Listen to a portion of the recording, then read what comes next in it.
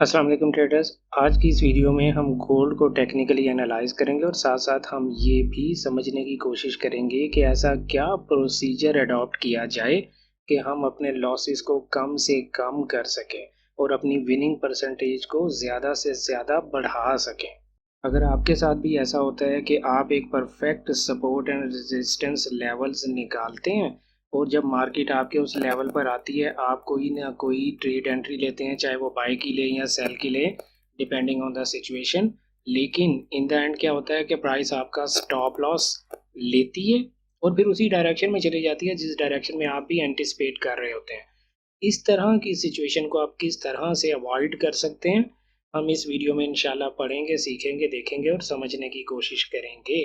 तो इस वीडियो को एंड तक ज़रूर देखिएगा। वीडियो को स्टार्ट करते हैं एक छोटे से डिस्क्लेमर के बाद। मेरे साथ रहिएगा। Welcome back traders. अस्सलाम वालेकुम। मैं हूं आपका दोस्त, आपका भाई, आपका कोच रियाज हुसैन। आज की इस वीडियो को हम शुरू करते हैं दोस्तों। मैं इस वक्त हूँ गोल्ड के चार्ट में और टाइम फ्रेम मैंने सेलेक्ट किया हुआ है 15 मिनट, क्योंकि आप जानते हैं कि वो यार डे ट्रेडर और डे ट्रेडर के लिए 15 मिनट टाइम फ्रेम ही इम्पॉर्टेंट होता है। अब आप देखें कि हमने थोड़ा सा जूम आउट करके और ये देख लिया कि गोल्ड का 15 मिनट का जो टाइम फ्रेम है वो ये बता रहा है कि गोल्ड एक अप ट्रेंड में है। नेक्स्ट स्टेप हमारा क्या होता है? नेक्स्ट स्टेप हमारा ये होता है कि हमने अपने लिए nearest support and resistance levels ढूंढने होते हैं। ठीक है। और वो nearest support and resistance level कौन से होते हैं? जो हमारा मोस्ट रीसेंट अप ट्रेंड में हाई होता है या मोस्ट रीसेंट लो होता है, वो हमारा दो सपोर्ट लेवल्स होते हैं बाय ट्रेंड के लिए। तो इस सूरत हाल में आप ये देखें, मैंने आप ये प्राइस एक अच्छी मूव देने के बाद सबसे बड़ा पुल बैक प्राइस ने ये दिया और फिर यहाँ से उसने दोबारा एक नया अप हायर हाई लगा दिया। तो इस सूरत हाल में मैं ये समझता हूँ कि हमारा एक हाई ये और एक लो हमारा जो मोस्ट रीसेंट बनता है वो ये लेवल बनता है। मैं यहाँ पर प्रॉपर चलें फिलहाल मैं आपको ये बताता हूँ, जब इस लेवल को प्राइस ने ब्रेक किया और ये यहाँ से इसके बाद प्राइस इसके ऊपर जाकर क्लोज हुई, तो वेरी नेक्स्ट कैंडल में प्राइस ने क्या किया? वेरी नेक्स्ट कैंडल में आप देख सकते हैं कि प्राइस इसी लेवल के अंदर आके क्लोज हो गई और फिर इसी हाई की रेंज में ही प्राइस घूमे चली जा रही है। तो इसलिए मैंने इस हाई को अपना न्यू हायर हाई कंसीडर नहीं किया, क्योंकि ये एक फेक आउट किस्म की कंडीशन थी। इसके बाद प्राइस ने जब यहाँ से ये नया हाई लगाया, तो आप अच्छे से जानते हैं कि जब तक कोई कैंडल किसी प्रीवियस हाई से ऊपर क्लोज ना हो तब तक हम नया हाई कंसीडर नहीं करते। तो ये यहाँ पर सूरत हाल ये बनी कि ये कैंडल इस प्रीवियस हाई से ऊपर जाकर क्लोज हो गई और बड़ी ऊपर जाके क्लोज हुई, तो हमारा हाई ये लेवल बन गया। अब जब हमारा हाई ये लेवल बन गया तो आप देखें कि ये हाई अभी तक ब्रेक नहीं हुआ। दो दफ़ा वायलेट ज़रूर हुआ, लेकिन ब्रेक होके कोई कैंडल इससे ऊपर क्लोज नहीं हो सकी। तो जब कोई कैंडल इस लेवल से ऊपर क्लोज नहीं हो सकी तो हमारा जो हायर हाई बना रीसेंट वाला, अब मैं प्रॉपर किस्म के यहाँ पर स्ट्रक्चर बनाता हूँ, जो हाईएस्ट वीक बनेगी वो हमारा हाई बन जाएगा। ठीक है। अब हमारी इस सूरत हाल में आप ये देखें कि हमारा प्रीवियस हाई ये लेवल बना, हायर लो ये लेवल बना और करंट हाई हमारा ये लेवल बन गया। ठीक है। अब आप ये जानते हैं बड़े अच्छे तरीके से कि जब प्राइस किसी लेवल को ब्रेक करती है तो फिर हम उसी लेवल के रीटेस्ट पे पहली इस रीटेस्ट को हम पहला सपोर्ट लेवल कंसीडर करते हुए यहाँ से अपनी कोई ना कोई बाय एंट्री फाइंड करने की कोशिश करते हैं। और अगर प्राइस इस लेवल से नीचे आ जाए, इसके अंदर आ जाए, तो फिर जो हायर लो होता है हम उस लेवल तक प्राइस के आने का इंतज़ार करते हैं। अब हमें ये कैसे पता चलेगा कि प्राइस हमें पहली सपोर्ट लेवल से कोई एंट्री देगी या नहीं देगी? तो देखें, इसका बड़ा आसान तरीका है। वो तरीका मैं अभी आपको बताता हूँ। जब कभी आप यहाँ पर अपना ज़ोन बनाएंगे, ऑब्वियसली आप लोगों को अच्छे से पता है कि आप यहाँ पर अपना एक ज़ोन बनाते हैं।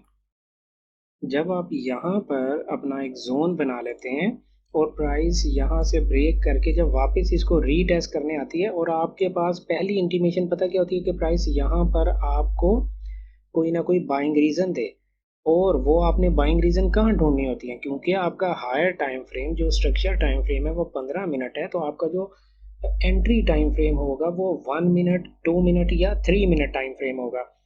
तो आप जब 1 मिनट टाइम फ्रेम में जाएंगे वहां पर आपको कोई ना कोई अगर बाय रीजन यहाँ पर दिखाई देती है, फिर तो आप यहाँ पे बाय करेंगे। थोड़ी देर के लिए हम फर्ज करते हैं कि हम यहाँ पर 1 मिनट टाइम फ्रेम में चले जाते हैं, जूम आउट करके जल्दी जल्दी हम वहां पर जाने की कोशिश करते हैं और फिर हम देखते हैं कि प्राइस ने हमारे साथ क्या किया। यहाँ पर आप अपने लॉसेस को कैसे काउंटर कर सकते हैं, कम से कम यार कैसे कर सकते हैं। देखें, ये वो पहला मौका था यहाँ पर जब प्राइस नहीं इस ये हमारा हाई बना ना, तो हाई के बाद ये पहला मौका था जब प्राइस आपके जोन में आई। प्राइस आपके जोन में आई, किसी किस्म की कोई आपको बाइंग रीजन उसने नहीं दी, सिंपली ब्रेक करके। जब पहली अटेम्प्ट में प्राइस आपके जोन को ब्रेक करके नीचे चली जाए तो आप समझ जाया करें कि अब हमें एक डीप पुल बैक मिल सकता है। उसके बाद भले प्राइस इसके ऊपर नीचे घूम के आपको बाइंग एंट्री रीजंस देती रहे, हम अभी 15 मिनट्स टाइम फ्रेम में जाके ये देखते हैं दोबारा। मैं आपको दोबारा दिखाता हूँ। आप ये देखें कि 15 मिनट टाइम फ्रेम में जब प्राइस ने आपके लेवल को ब्रेक कर दिया ना, वापस जाके वो ऊपर जा रही है, नीचे आ रही है, ऊपर जा रही है, नीचे आ रही है, बट अल्टीमेटली क्या हुआ, ब्रेक कर गई। आपके पास कौन सा फार्मूला है ये जज करने का कि आपके सपोर्ट लेवल पे प्राइस रुकेगी, आपको एंट्री देगी या नहीं। आप एंट्री टाइम फ्रेम में जाएं, अगर प्राइस आपके लेवल को पहली दफा में आसानी से ब्रेक कर दे तो अब आप समझ जाएं कि प्राइस आपके साथ थोड़ा खेलेगी, लेकिन in the end eventually we will have a deep pull back। तो ये इसकी probability बहुत ज़्यादा होती है। अभी भी मैं ये समझता हूँ कि price somewhere might come around this level, जो कि ये आपका एक जोन बनता है between 1753 and 1756 डॉलर्स। ये आपका एक जोन बनता है। मैं समझता हूँ कि यहाँ तक प्राइस आएगी, क्योंकि आपका हायर लो यही लेवल है ना यार। तो यहाँ पर आप जब प्रॉपर एक जोन बनाएंगे तो वो अराउंड इसी लेवल पे बनेगा। तो अब बात हम ये करना चाह रहे हैं कि आपको ये कैसे पता चला। अगर आप यहाँ पर इसके रीटेस्ट पे आप कोई पेंडिंग ऑर्डर लगा के बैठ जाते, आपका स्टॉप लॉस हिट हो जाता। हम इन चीज़ों को दोबारा थोड़ा सा ख़त्म करके वापस 1 मिनट टाइम फ्रेम में जाते हैं।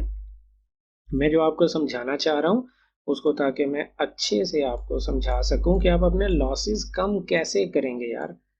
लॉसेस कम करने का देखो भाइयों बहनों एक ही तरीका है, वो ये है कि जब प्राइस आपके जोन में आए और आपको कोई बाय रीज़न भी दे दी। हमारे इस केस में तो बाय रीज़न उसने दी ही नहीं ना, लेकिन फ़र्ज़ कर लेते हैं उसने कोई बाय रीज़न दे दी, आपने अभी बाय नहीं करना क्योंकि आपका टाइम फ्रेम तो 1 मिनट है। यहाँ पे उसने कोई बुलिश इंगल्फिंग कैंडल दे दी है, कोई पिन बार दे दी है, आपने यहाँ से बाय नहीं करना। या तो आप यहाँ से अगर बाय करते हैं तो हाफ से भी हाफ क्वांटिटी से बाय करें। हम इसको बाद में डिस्कस करेंगे किसी और वीडियो में बड़ी डिटेल के साथ, लेकिन अभी आप फिलहाल ये समझ लें, आपके जोन में प्राइस आई, यहाँ पर आपको एंट्री रीजन दे दी। अभी तो हमारे इस केस में नहीं दी, हम समझ रहे हैं कि दे दी, उसने एंट्री रीजन दे दी। आप क्या करें भाई, जो करीब तरीन, क्योंकि ये डाउन ट्रेंड चला आ रहा है ना, जो करीब तरीन लोअर हाई है हमारे इस केस में वो कौन सा बनता है, ये बनता है। इसके ब्रेक होने का इंतज़ार करें, यानी एंट्री टाइम फ्रेम में भी ब्रेक ऑफ स्ट्रक्चर का, चेंज ऑफ करैक्टर का इंतज़ार करें। इस तरह से आप देखेंगे कि आप अपने लॉसेस को इंतहाई कम कर लेंगे यार। आपके लॉसेस इंतहाई कम हो जाएंगे और आपकी विनिंग परसेंटेज में गैर मामूली तरीके से इजाफा होगा।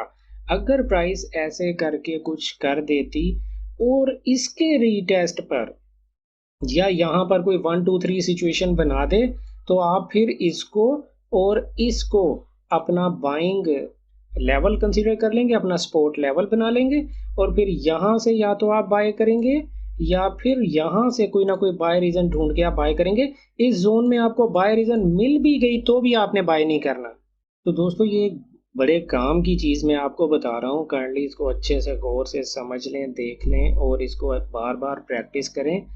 फिर आप इंशाल्लाह जो है वो अपने लॉसेस को कम से कम कर लेंगे। ऐसी सूरत हाल में सपोज करते हैं आपको यहाँ से बाय रीज़न मिल गई है, तो आपका स्टॉप लॉस यहीं होगा छोटा सा, इस जोन के नीचे नहीं होगा यार, परेशान नहीं होना। और टेक प्रॉफिट जो नियरेस्ट हाई है वो तो आपका सबसे पहला टेक प्रॉफिट बनेगा। जब प्राइस आपके नियरेस्ट हाई को ब्रेक करके ऊपर चली जाती है तो आप अपना स्टॉप लॉस यहाँ से ट्रेल करके यहाँ ले आएंगे और फिर 15 मिनट में जाके आप इस लेवल से ऊपर जाके पीछे देखेंगे कि कौन सा रेजिस्टेंस लेवल आपके करीब तरीन है, वहां तक फिर आप अपना टीपी लेकर जा सकते हैं। और अगर आपको यहाँ से हायर लो के पास से, इस हायर लो के पास से आपको एंट्री मिलती है तो आपका स्टॉप लॉस इससे नीचे होगा, जोन से नीचे नहीं होगा। तो मेरा पॉइंट आप लोगों को समझाने का ये है मेरे भाइयों बहनों कि जब प्राइस आपने कोई सपोर्ट या रेजिस्टेंस लेवल बनाया, प्राइस आपके सपोर्ट या रेजिस्टेंस लेवल पे आए, आपको बाय रीजन दे दे, उसके बावजूद आप यहाँ पर ब्रेक ऑफ स्ट्रक्चर का इंतज़ार करें, चेंज ऑफ करेक्टर का इंतज़ार करें। जो नियरेस्ट लोअर हाई है इस अप ट्रेंड की सूरत में नियरेस्ट लोअर हाई बनेगा ना, जो नियरेस्ट लोअर हाई है उसके ब्रेक होने का इंतज़ार करें और यहाँ पर 1 2 3 मूव कंप्लीट होने का इंतज़ार करें। उसके बाद आप इस सपोर्ट लेवल पर या इस सपोर्ट लेवल पर अपनी बाय एंट्री ढूंढें। उम्मीद है कि ये ट्रेडिंग स्ट्रेटजी आपके बहुत काम आएगी और आपके लॉसेस इंतहाई कम हो जाएंगे इंशाल्लाह। मिलते हैं नई वीडियो में किसी नए कंटेंट, किसी नए कॉन्सेप्ट के साथ। तब तक अपना ख्याल रखिएगा। Good luck, happy trading.